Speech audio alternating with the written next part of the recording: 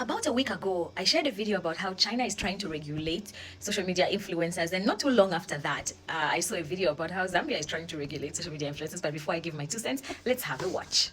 Zambia Institute of Marketing Zim will next year start regulating and licensing content creators and online marketing agencies who offer advertising services on their platform. Rapid growth of advertising and online marketing in Zambia has brought with it a mix of creativity and concern, from bold digital campaigns to billboards crowding city streets. It's against this backdrop that the Zambia Institute of Marketing Zim is taking steps to regulate the industry.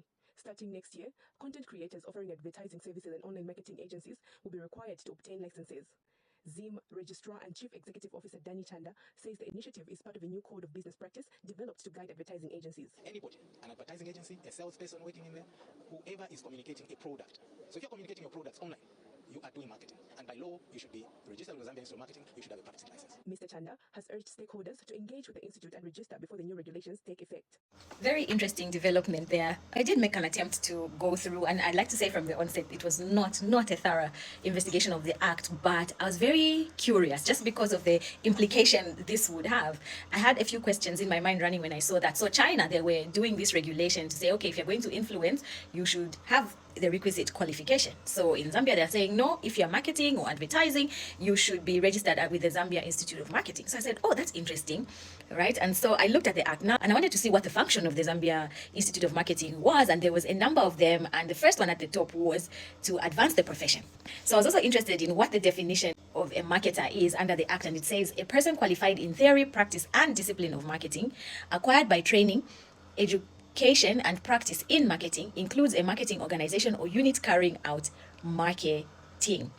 This on the face of it seems like a broad definition, but it doesn't include social media influencers, because if they are not a unit of marketing, or if they are not an organization carrying out marketing, assuming that an influencer is influencing in their own capacity and they're not a sole trader or a company, that means they don't fall into that category. And then there's a person qualified, that you should just generally have the education. So that's it. I went back to the function, and the closest, and there's a number of them, but the closest that I could find they could rely on was regulate the standards of advertising in marketing.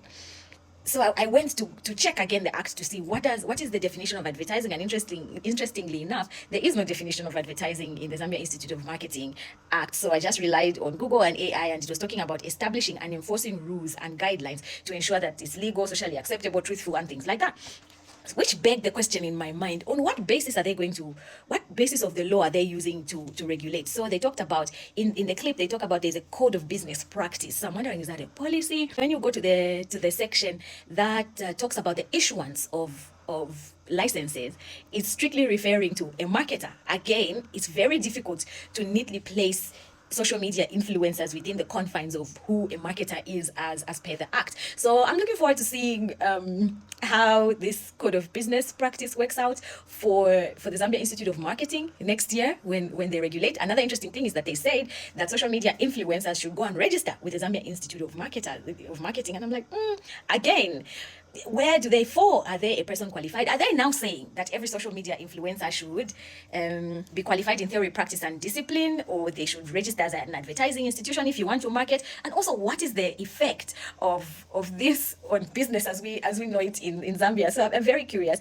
I do think that I can see what the intention of the Zambia Institute of Marketing was, but there's a lot of loopholes that will only become evident as we see social media influencers either protest against this when the regulation is passed, or if they're nice about it, they'll let it slide. But I think that we might see quite a few challenges stem out of this, especially that it seemed like initially the act was intended to regulate specifically people who belong to the profession, and then now it's being extended to people who can now market in a different market, and there's need for them to be regulated, or as some influencers have actually said, that maybe the government is just trying to collect a tax. We don't know, but next year might just be a very interesting year when it comes to this regulation and social media influencers. What do you think? Did I poorly look at it, or I need to dive a little deeper into the act to get us something more accurate, to see how perhaps there's somewhere where the Zambia Institute of Marketing correctly stipulated how or where social media influencers fall, because I don't see the definition of advertising, neither do they fit in well, unless we're going to really stretch the definition of marketing. Yeah, my 2 cents. I don't know. Let me know what you think in the comments.